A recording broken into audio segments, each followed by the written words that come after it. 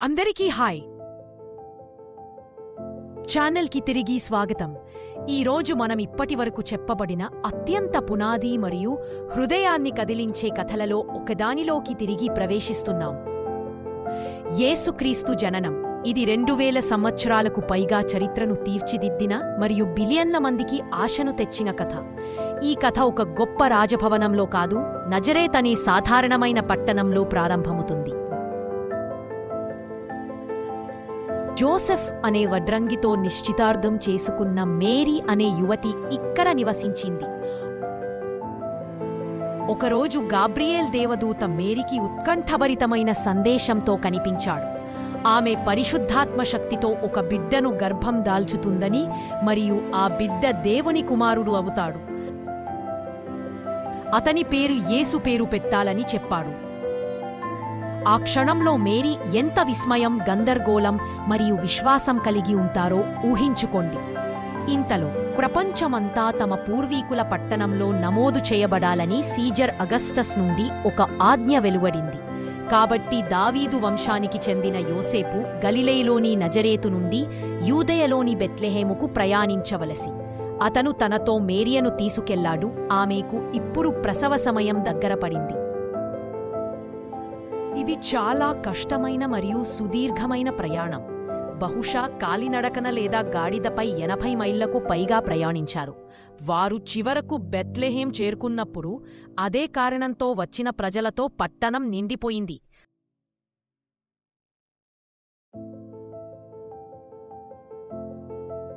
వారు బస చేయడానికి స్థలం కోసం వెతికారు, కాని ప్రతి సత్రం నిండిపోయింది. వారికి స్థలం లేదు. అవసరమున్న సమయంలో వారు అత్యంత నిరాడంబరమైన ప్రదేశాలలో, ఒక పశువుల పాకలో, జంతువులను ఉంచే ప్రదేశంలో ఆశ్రయం పొందారు.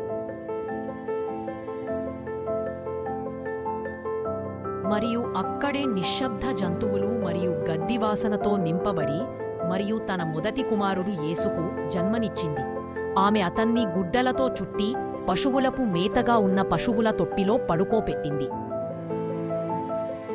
రాజుల రాజు మరియు ప్రభువుల ప్రభువు రాజార్భాటంతో కాదు, ఎంతో నిరాడంబరముగా లోకంలోకి ప్రవేశించాడు. సమీపంలో బెత్లెహేం వెలుపల ఉన్న పొలాలలో గొర్రెల కాపరులు రాత్రిపూర్ తమ మందలను కాపలా కాస్తున్నారు. అకస్మాత్తుగా ప్రభువు దూత కనిపించాడు మరియు దేవుని మహిమ వారి చుట్టూ ప్రకాశించింది. వారు భయపడ్డారు. కాని దేవదూత ఇలా అన్నాడు, భయపడకండి. ప్రజలందరికీ గొప్ప ఆనందాన్ని కలిగించే శుభవార్తను నేను మీకు అందిస్తున్నాను. ఈరోజు దావీదు పట్టణంలో మీకు రక్షకుడు జన్మించాడు. ఆయనే ప్రభువు అయిన మెస్సియా. ఆ శిశువు బట్టలు చుట్టి పశువుల తొప్పిలో పడుకుని ఉండటం వారు కనుగొంటారని దేవదూత వారితో చెప్పాడు.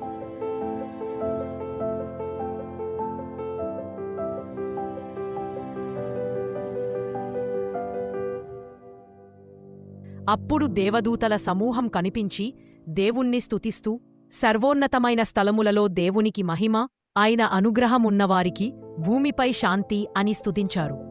గొర్రెల కాపరులు బెత్లెహేముకు తొందరపడి వెళ్లి తల్లి మరియా, యోసేపు మరియు శిశువును కనుగొనినారు. దేవదూత వారికి చెప్పినట్లుగానే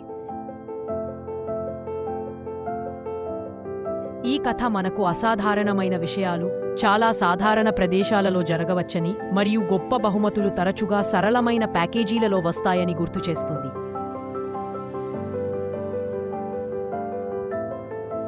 ఇది నేటికి ప్రతిధ్వనించే ఆశ, ప్రేమ మరియు శాంతి సందేశం.